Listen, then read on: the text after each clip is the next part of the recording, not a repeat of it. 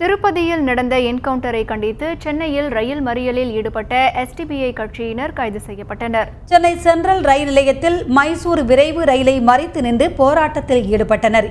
அப்போது ஆந்திரா மற்றும் மத்திய அரசை கண்டித்து அவர்கள் முழக்கங்களை எழுப்பினர். துப்பாக்கிச்சூடு சம்பவத்தில் உயிரிழந்தவர்களின் குடும்பத்தினருக்கு மத்திய மாநில அரசுகள் 25 லட்சம் ரூபாய் இழப்பீடு வழங்க வேண்டும் என மறியலில் ஈடுபட்டவர்கள் வலியுறுத்தினர்.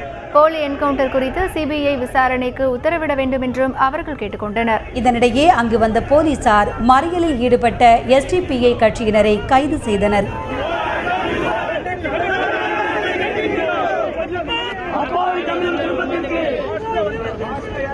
ஆந்திராவில் நடைபெற்றிருக்கிற இந்த போலி மோதல் வழக்கு கொலை வழக்காக மாற்றப்பட வேண்டும்.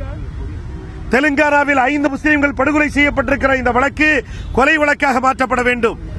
இந்த 2 வழக்குகளும் சிபிஐ வசம் ஒப்படைக்க வேண்டும் என்று நாங்கள் வலியுறுத்துகிறோம்.